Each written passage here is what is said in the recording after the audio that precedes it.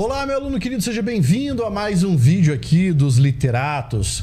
Hoje eu vou interpretar um poema para vocês que é componente de diversas listas de vestibulares, que pode aparecer na sua prova, no seu vestibular, na sua prova de Enem e tudo mais. Hoje eu vou interpretar um poema do Gregório de Matos Guerra, também conhecido como Boca do Inferno. E este poema é um poema chamado Buscando a Cristo, certo? É um soneto que está na estrutura tradicional.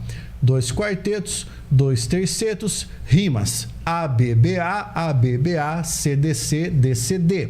Essa é a estrutura de rimas que nós temos dentro deste soneto do Gregório de Matos.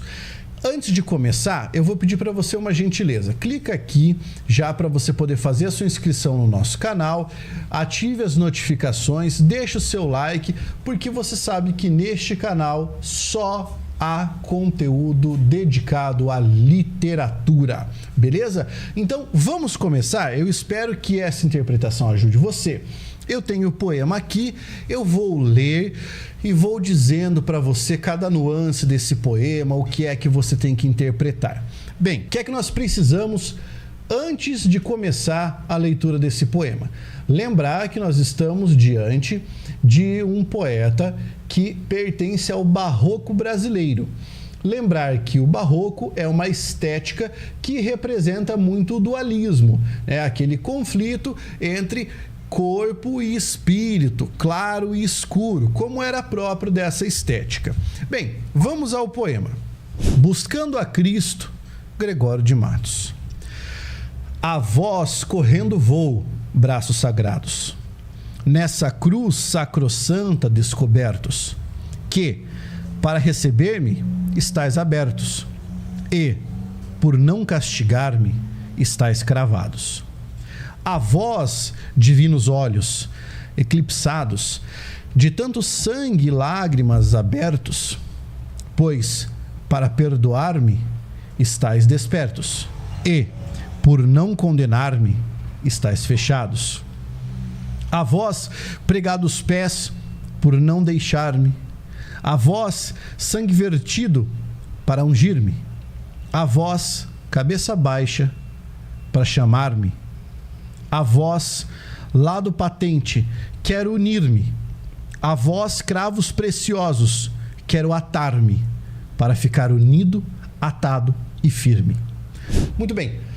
Aqui nós temos um poema que basicamente traz um eu lírico que está num momento de oração, certo? É como se fosse uma prece.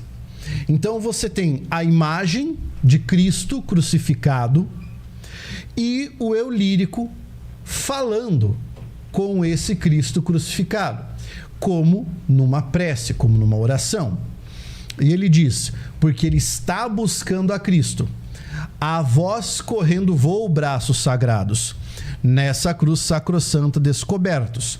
Então ele está falando sobre os braços sagrados de Jesus, que estão descobertos, né? Estão sem túnica na cruz. Que, para receber-me, estáis abertos. Quer dizer, esses braços, e aqui ele está trabalhando quase com uma personificação, porque ele está usando a conjugação do estais aqui com o vós, ele está trazendo aqui a ideia de que os braços estão abertos para recebê-lo. E, por não castigar-me, estáis cravados.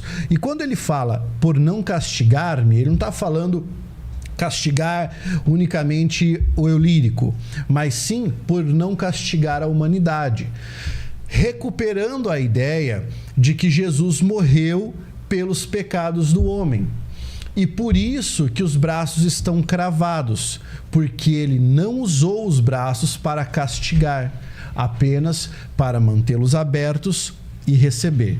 A vós, divinos olhos eclipsados, de tanto sangue e lágrimas abertos, quer dizer, ele vai correndo, né? Aqui você tem uma elipse do verbo correr, ele não precisa repetir, ele vai correndo aos divinos olhos, e esses olhos estão eclipsados. O que é o olho eclipsado? Ele está quase escondido.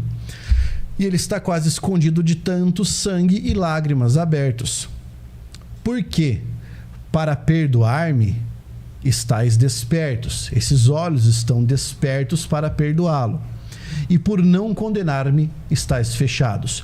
Novamente, ele está trazendo aqui a noção barroca da antítese.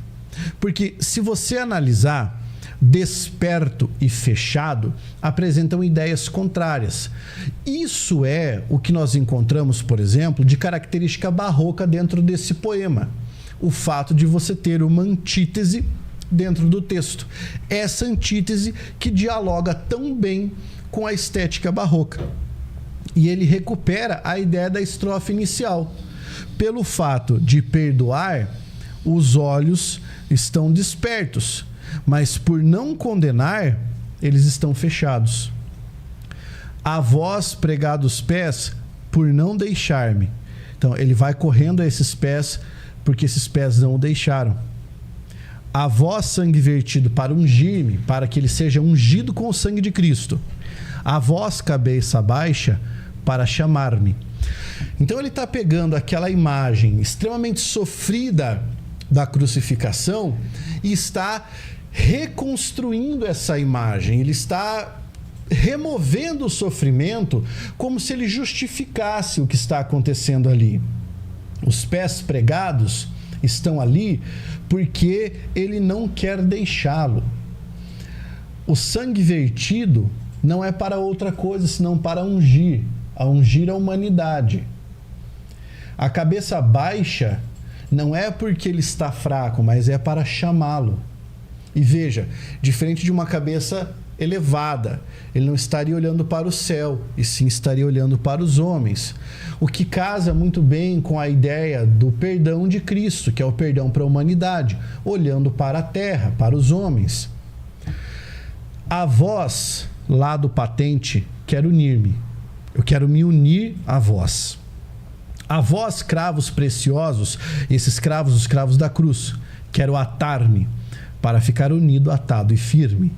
Então, ele diz aqui, o eu lírico diz no fim, que ele quer ficar praticamente atado na cruz junto com Cristo, pois está buscando a Cristo. Essa é uma perfeita representação do que nós tínhamos no barroco brasileiro. Tá? Essa estética que trazia contrastes. O mesmo poeta que escrevia poesia profana também escrevia poesia sacra. E isso está bem claro na história do Gregório de Matos Guerra. E é por isso que nós consideramos esse poeta um poeta de natureza barroca. Eu espero que essa interpretação tenha ajudado você a compreender um pouquinho mais de como é que nós enxergamos, nós professores de literatura, como é que nós enxergamos as características de uma estética literária dentro de um texto. E eu espero que essa interpretação ajude você na sua prova, no seu vestibular. De mais a mais, eu desejo ótimos estudos, que você faça a sua inscrição e que continue assistindo aos vídeos do nosso canal. Um grande abraço, até a próxima, leia sempre!